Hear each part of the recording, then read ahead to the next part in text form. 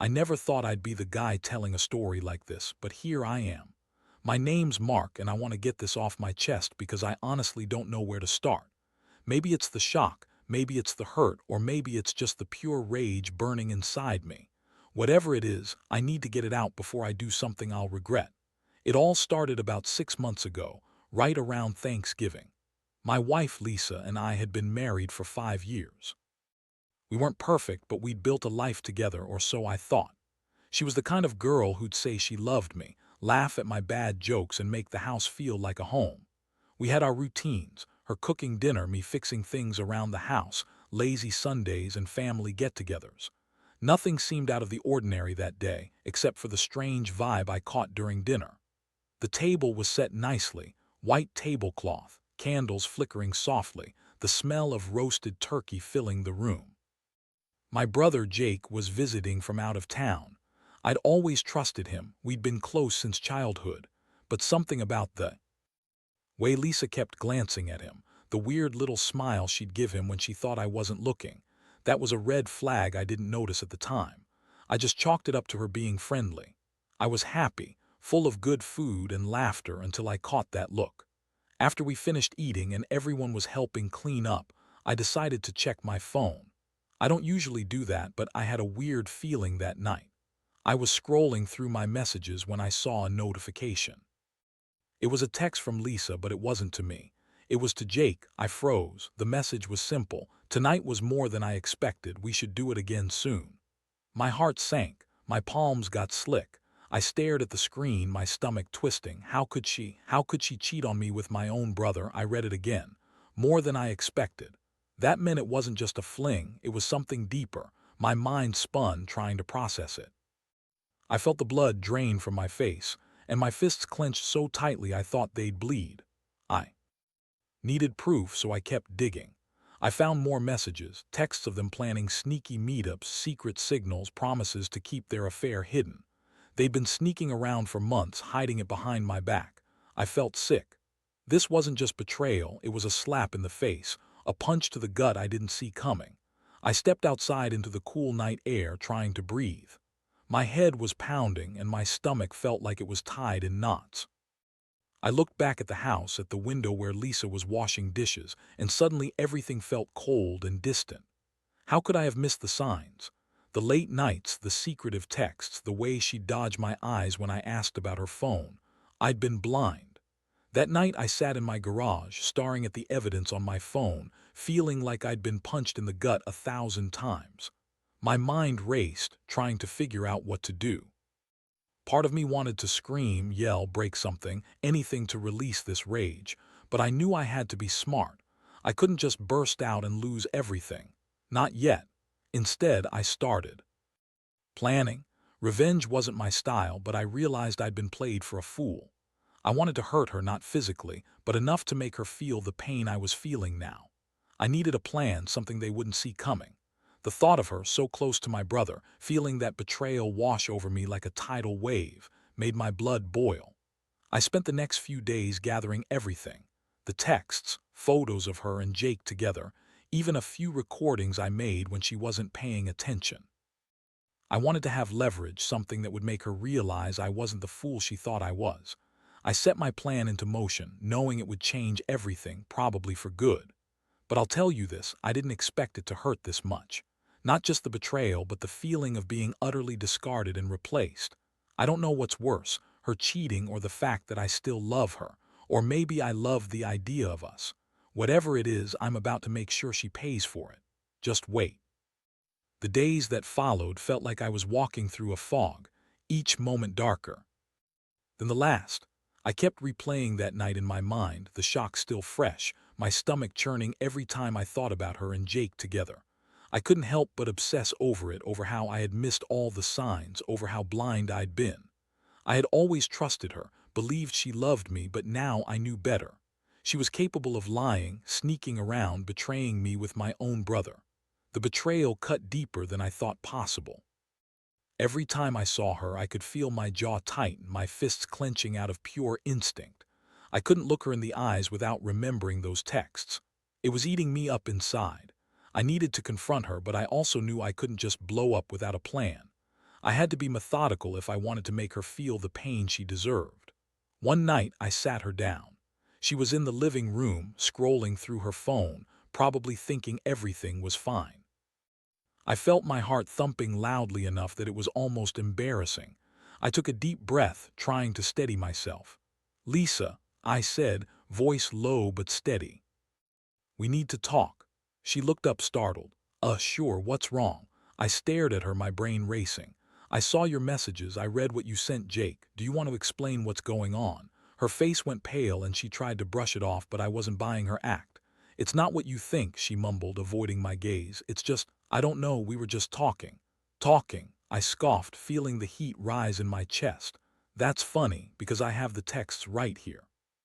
They say otherwise." I pulled out my phone, showing her the screenshots. Her eyes widened, but she quickly regained her composure. "Look, Mark, I can explain." "Explain what?" "How you lied to me for months, how you cheated on me with my own brother." I couldn't keep the bitterness out of my voice. "You think I'm stupid. I trusted you. I never doubted you, and this is how you repay me." She looked like she wanted to say something, but the words got caught in her throat. The silence stretched long enough that I felt my pulse pounding in my ears. I turned away, unable to look at her anymore. My stomach was twisting so badly I thought I might throw up. That night I couldn't sleep. I kept seeing her face, the betrayal etched in every line. I knew I had to do something. Not in anger, not to lash out physically, but enough to make her realize she'd lost everything. Her marriage, her brother's trust, maybe even her family. I started formulating a plan. I needed to hit her where it hurt, subtly, calculated. Something she wouldn't see coming. Over the next few days, I gathered more evidence, more messages, the photos I had secretly taken, and some of her online activity that confirmed she hadn't just been sneaking around with Jake but had been planning it for months. I also found out she'd been meeting him at a nearby hotel, exchanging more than just words. It was disgusting, and I felt my stomach churn every time I thought about it. I kept this all to myself at first, watching her from a distance. I noticed she started acting nervous, overly cautious. She was trying to hide something, and I was going to use that. One of the most despicable things I found was her hiding her phone in her purse whenever she thought I wasn't looking. I didn't need much, just enough to make her uncomfortable. I decided I would set a trap, a way to catch her in the act if she slipped up. I installed a small app on her phone that would give me access to her texts and call logs without her knowing. It was cold, but I figured if she was going to betray me, I had the right to catch her red-handed. The day I planned to execute the next step was tense. I kept my cool, acting normal around her, but inside I was simmering. I was ready to confront her again, but this time with everything laid bare. I was going to make her see that I knew her secrets, that I had all the evidence. And then I'd decide what came next. As I sat on the couch, pretending to watch TV, I felt her eyes on me. She was nervous, fidgeting with her phone. I knew she was about to slip up. I clenched my fists, trying to keep my composure. This was it, time to show her she'd crossed a line she could never unscramble. That evening I watched her more closely than I ever had before. She was unusually tense, shifting in her seat, avoiding my gaze. Every time she reached for her phone, I felt my pulse quicken. I knew she was trying to hide something, and I was determined to make her slip up. I kept my calm, but inside I was brimming with anticipation and a burning desire for justice. When she finally got up to go to the kitchen, I seized the moment. I subtly reached into her purse. Her nerves betrayed her as she hurried past me. I found the phone, unlocked it with the app I'd installed, and started digging through her recent messages. My hands were trembling slightly, not because I was nervous, but because I was furious. Every new message confirmed what I already knew: she had been lying and cheating for months. I scrolled through dozens of texts. There were conflicting feelings inside me: anger, betrayal, heartbreak. But I kept my focus. I needed concrete proof, enough to make her realize she'd lost control. I saw messages where she and Jake were planning their latest rendezvous, promising each other secrecy and more fun tonight. My stomach dropped again, knowing I had caught her red-handed. After a while, I carefully snapped some screenshots and quickly hid her phone back in her purse. I didn't want her to suspect I was onto her, at least not yet. I sat back on the sofa, trying to look casual, but my mind was racing.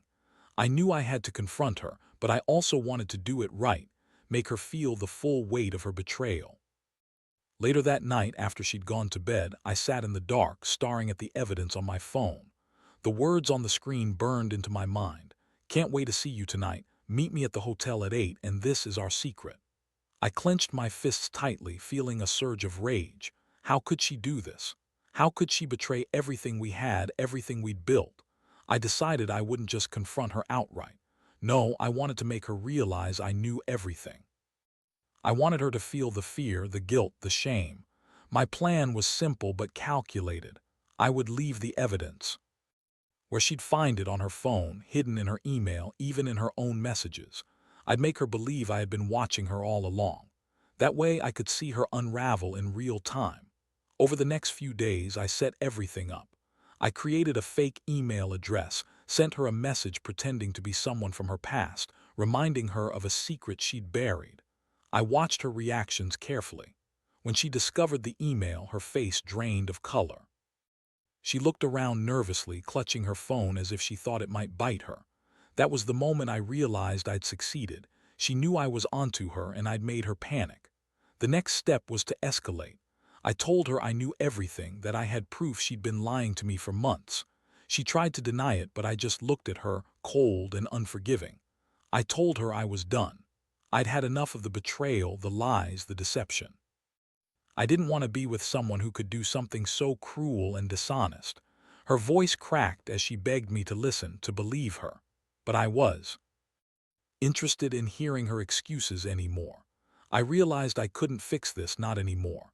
The trust was gone, shattered beyond repair. All I wanted now was to make her feel the pain she had inflicted on me in a way she wouldn't forget. I sat her down again, looked her in the eyes, and calmly told her I was leaving. I handed her a box of her things and told her to pack up and leave the house. I also handed her a small note, the last thing I'd say to her before I walked away for good. You lost me the day you decided to betray my trust. Don't ever try to contact me again. As she packed her bags, I watched her with a mixture of relief and rage. For all her lies, I knew I'd finally taken control. I'd shown her that I wasn't going to be a fool, that I was capable of revenge. It wasn't about violence or shouting. It was about making her feel the consequences of her actions. When she finally left, I felt a strange sense of clarity. I'd lost my wife, but I'd gained something equally important. I'd regained my self-respect. I knew this was the beginning of a new chapter, but I also knew I'd never forget what she did, and I'd never let her forget it either. The house felt emptier than ever after Lisa left. The silence was deafening, a stark contrast to the chaos that had been building inside me for weeks. I sat on the couch, staring at the empty doorway where she had just been, my hands trembling slightly. I wasn't sure if I was relieved, angry, or just numb, maybe all of it at once. The truth was, I'd spent so long trying to hide the pain, pretending everything was fine. But now, with her gone, reality hit harder than ever. I felt the weight of betrayal pressing down on me like a lead blanket. I was a fool for trusting her, a bigger fool still for loving her, but I told myself enough. I'd get through this. I had to. In the days that followed, I threw myself into sorting out the mess she'd left behind. I went through her things, gathering what I needed. It was strange, feeling like I was reclaiming a part of myself I'd lost, every piece of her stuff. I packed away was a reminder that she was really gone, that this wasn't just a nightmare I could wake up from, but I also knew I couldn't just shut the door and pretend it never happened. I needed closure, some way to make sense of what I'd been through. That's when I started reflecting on everything. On the signs I ignored, the red flags I missed, the moments I thought were innocent but now seemed suspicious. I kept asking myself, how did I not see it? How did I let her get away with this? One thing became clear. I needed to take control of the situation. I wasn't going to let her walk away without consequences. I had all the evidence, her texts, the photos, the recordings. I decided I'd make her regret her choices in a way that didn't involve physical violence but still hit her where it hurt. I crafted a plan. It was simple but effective. I would send her a message, a final letter, detailing everything I knew. I wanted her to understand that I'd uncovered her lies and her betrayal, and that I wasn't going to just roll over. I also wanted her to Feel the pain of losing everything: the marriage, her brother's trust, her reputation. I sat down one evening, my laptop open, and started typing. I kept it calm but firm, just enough to make her realize I wasn't as naive as she thought. I wrote about the evidence I'd found, how her secrets had all been exposed, and how I was done pretending everything was okay. I told her she'd lost my trust forever, and that she shouldn't bother trying to reach out. Once I sent the email, I felt a strange mixture of satisfaction and emptiness. I knew I'd done what I needed to do. She'd get the message loud and clear: she'd lost me, and she'd lost her chance to be part of my life again. It was closure, I guess, but it didn't feel like enough. Not yet. Over the next week, I kept my distance from everyone. I avoided her friends, her family, even the places we used to go together. I needed space to breathe, to figure out what I was going to do next. The anger was still there, simmering just beneath the surface, but I was determined not to let it control me. One day, I decided to take a walk. The weather was starting to turn cold, and the crisp air hit my face like a slap of reality. As I walked, I thought about all the wasted years, all the moments I'd believed in her. I felt a sense of resolve growing inside me. I wouldn't let her define me. I'd move on, stronger than before. Standing in front of the house, I looked at the empty porch and took a deep breath. I knew I had to make a decisive move. I reached into my pocket, pulled out the keys to our house, and turned them over in my hand. With a steady grip, I walked to the mailbox and dropped the keys inside. That simple gesture felt like a symbolic closing of a chapter. I was letting go. I knew I'd have to rebuild from this, but I also knew I'd come out of it better. The pain would fade, and someday I'd find someone who truly cared. As I watched the mailbox, a strange sense of peace washed over me. I'd done what I could, and now I was ready to start fresh. The betrayal was a wound I'd carry, but not a scar that would define me. I'd move on, and I'd be better for it. A few weeks had passed since I handed over the keys, since I cut ties with her completely. The house was officially mine now, and I had started the slow process of reclaiming my life. Every morning I woke up feeling a little lighter, a little more in control. But the anger, that persistent, gnawing rage, still lingered beneath the surface. It wasn't gone, it had just shifted, simmering quietly, waiting for the right moment. I kept my focus on work and on rebuilding my sense of normalcy. I avoided places that reminded me of her: our favorite restaurant, the coffee shop we used to visit, even certain songs. I'd looked for a new apartment. I was ready to leave the memories behind, start fresh somewhere else. I knew that I'd never truly forget what she did, but I was determined not to let her destroy me.